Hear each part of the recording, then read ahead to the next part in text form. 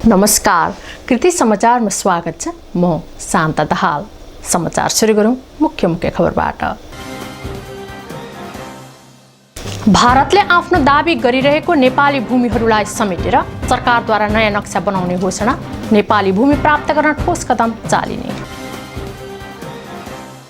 आजदेखि लकडाउनमा जारी गरिएका जिल्लाभित्रका सवारी पास समेत रद्द। अति आवश्यक कामका लागि मात्र सवारी पास दिने। नेपालमा थपिए 3 बालकसहित 9 जना कोरोना संक्रमितको संख्या 267 पुग्यो। धनकुटाका किसानले उत्पादन गरेको सब्जी बारीमा पुग्दै खाद्यान्न सङ्कट हुने सम्भावना बढ्दै। कोभिड-19 रोकथाम तथा नियन्त्रण उच्च स्तरीय समन्वय समितिले लकडाउनको मोडालिटी परिवर्तन गर्ने तयारी। उच्च, मध्यम र न्यून जोखिम क्षेत्र छुट्याइने। धरान 14 द्वारा वडामा कार्यरत स्वास्थ्यकर्मी, प्रहरी र सरसफाई कर्मीहरूलाई सम्मान तथा प्रोत्साहित। नगद सहितले प्रोत्साहित। र धरानको बीपी अस्पतालको आकस्मिक कक्षमा कार्यरत 100 स्वास्थ्यकर्मीहरूलाई तरुण दल सुनसरीले N95 मास्क वितरण।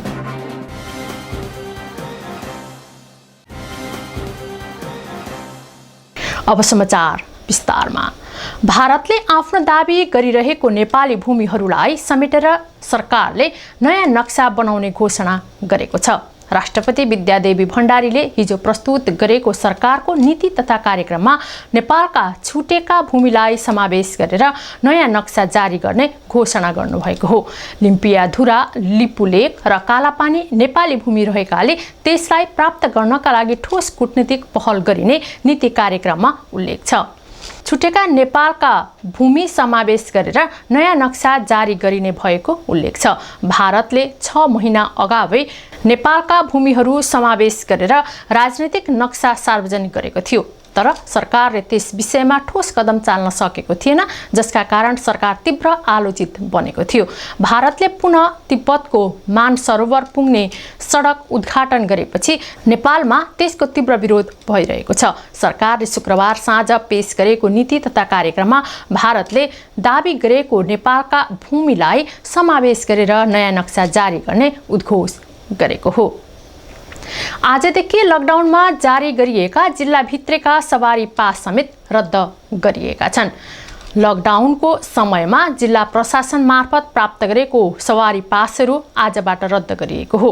नेपालमा कोरोना संक्रमित बढ्दै गएको पाइएपछि गृह मन्त्रालयले जिल्लाभित्र आवागमनका लागि अनुमति प्रदान गरेको पासहरू रद्द गर्ने निर्देशन दिएको थियो। निर्देशन भए लगत्तै शनिबारबाट लागू हुने गरी यसअघि सूचना जारी गरिएको थियो। नेपालमा हालसम्म 267 जना कोरोना संक्रमित भेटिएका छन्। हालसम्म 36 जना उपचारपछि निको भएर घर फर्किएका छन्। हालसम्म प्रदेश 1, प्रदेश 5 र सुदूरपश्चिम प्रदेशमा सबैभन्दा बढी कोरोना संक्रमण फेला परेका छन्।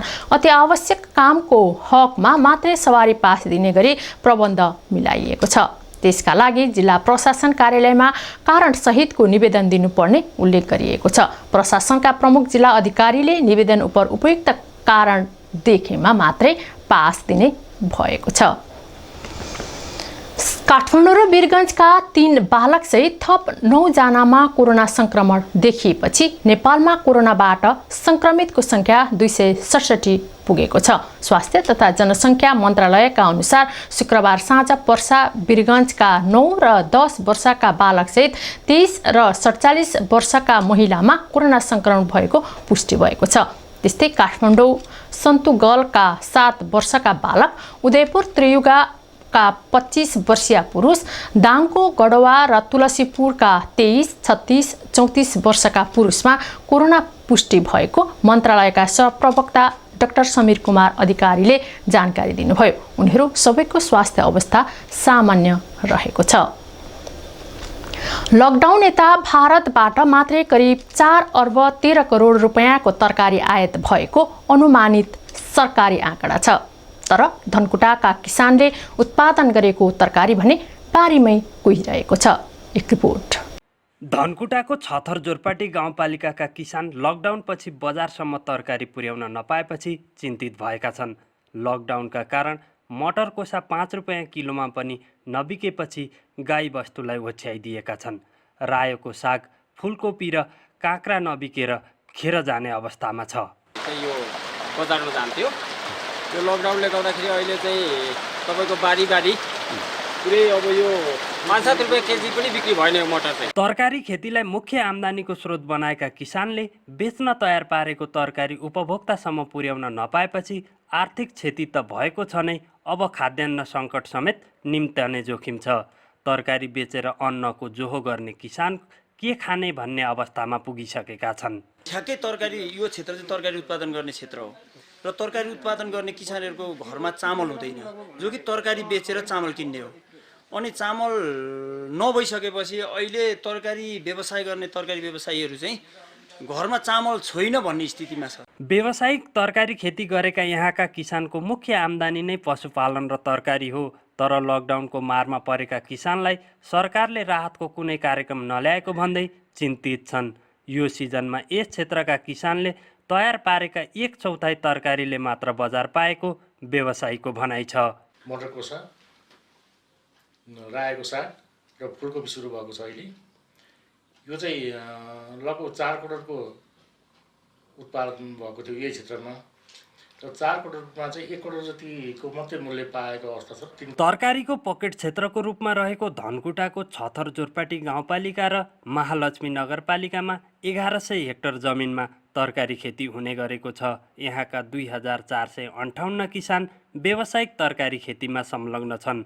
यो ठाउँबाट गत साल 30 करोडको तरकारी निकासी भएको थियो। कृति समाचारमा अब विज्ञापन।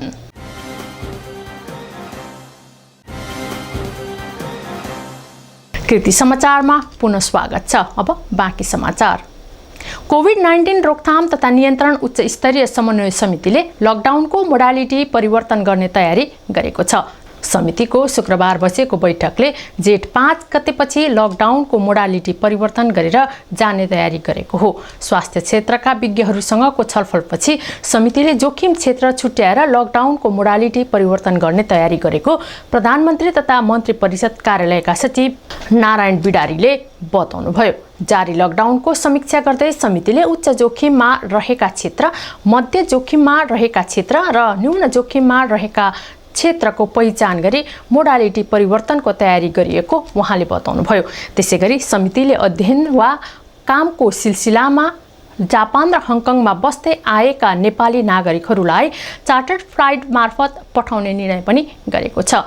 छलफलमा विज्ञहरूले परीक्षण, कन्ट्र्याक्ट ट्रेसिङको दायरा बढाउनु पर्ने, क्वारेन्टाइनको व्यवस्थापन राम्रोसँग गर्नुपर्ने सुझाव दिनुभएको छ। बागलुङका 20 वर्षीय कृष्ण तामाङ सुनसरीको बराहा क्षेत्र स्थित चतरामा बिचल्ली अवस्थामा भेटिएका छन्। बागलुङको 7 नम्बर वडा स्थित मिलनचोक घर बताउने उनलाई सौतेनी आमा अनिता चौधरीले यता ल्याएर आफू बेपत्ता भएको बताउँछन्।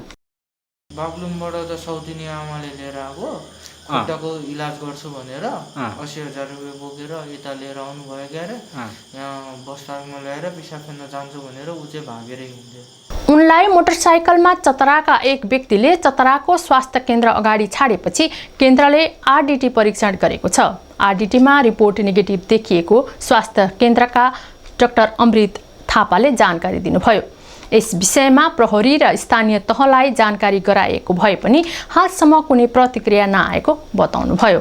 चतराकी स्थानीय बासिन्दाले चाहिँ कोरोना छ कि भनेर चाहिँ अब यो त यो घर कि बाइकको घर चाहिँ बागलुङ रहेछ क्या। हजुर, बागलुङको मिलनचोक भन्छ। अब एक्ज्याक्टली अब उसलाई पनि थाहा छैन। अब अलिकति दिमागी हालत पनि अलिकति ठिक छैन भाइको चाहिँ होइन।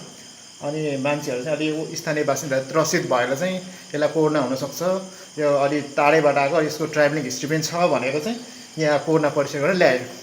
अनि हामीले चाहिँ अन्दाजित लगभग 7 बजीतिर चाहिँ यो आरडीटीबाट ऱ्यापिड डायग्नोस्टिक टेस्टबाट चाहिँ यसको कोरोना परीक्षण गरियो। यसमा चाहिँ यसको नेगेटिभै देख्यो होइन।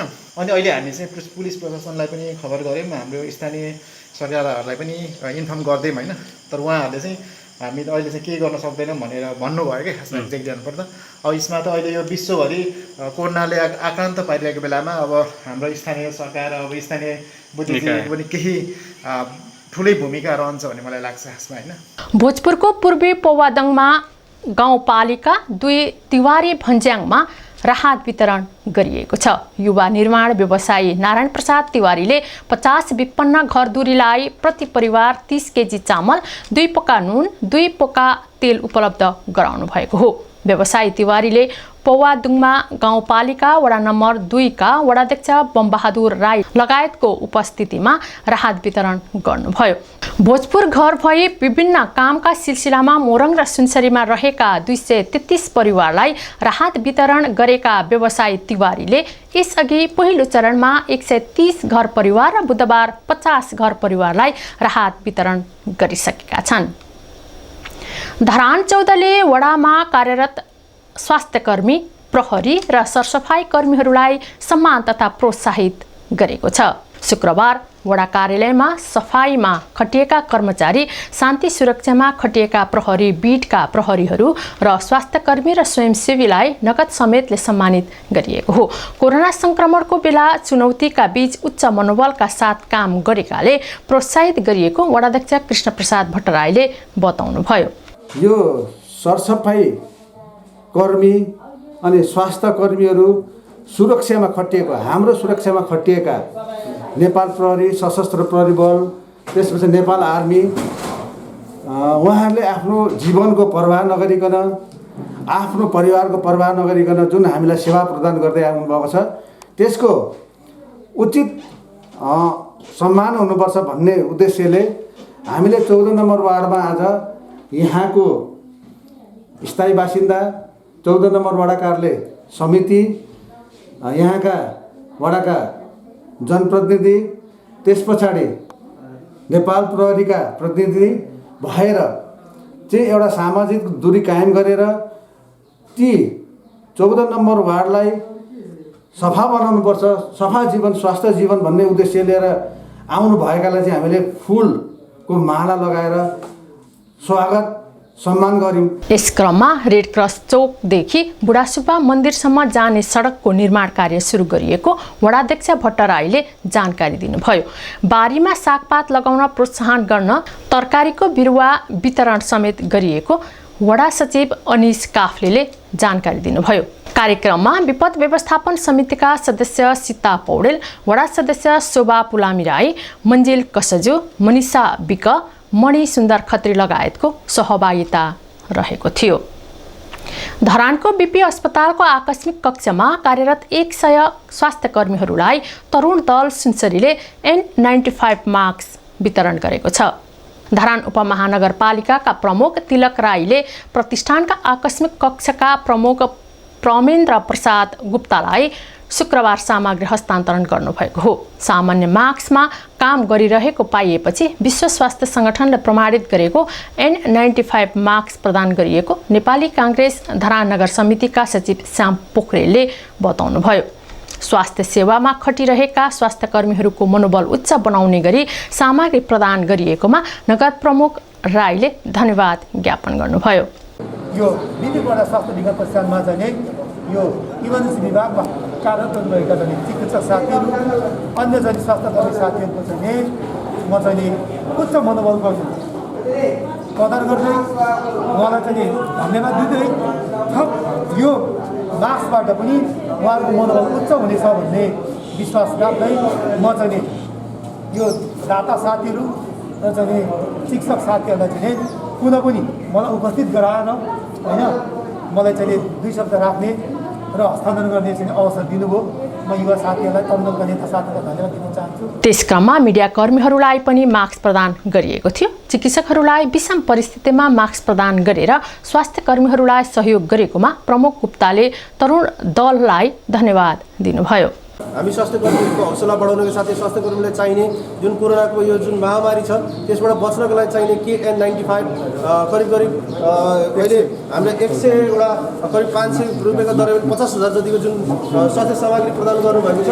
म र मेरो डिपार्टमेन्ट र म सम्पूर्ण चिकित्सक तथा सिस्टर हाम्रो स्वास्थ्य कर्मीको तर्फबाट हार्दिक धन्यवाद दिन चाहन्छु। धरानमा राहत वितरणमा समन्वय गर्दै आएका तरुण दल सुनसरीका कार्यवाहक सभापति सन्तोष विकले युकेमा रहेका रोबर्ट विश्वकर्मा र वर्षा रसाइलीले पठाएको 30,000 र भास्कर राईले पठाएको 15,000 रुपैयाँले मास्क खरिद गरेर वितरण गरिएको बताउनुभयो। कार्यक्रममा तरुण दलका क्षेत्रीय सदस्य रवि कुमार राई, युवा व्यवसायी विक्की श्रेष्ठ लगायतको उपस्थिति रहेको थियो। धरान 2 को मुख्य बजार देशी लाइनको सडक निर्माण भइरहेको छ। कोरोना संक्रमणका कारण लकडाउनले रोकिएको कार्य पुनः सुचारू भएको हो।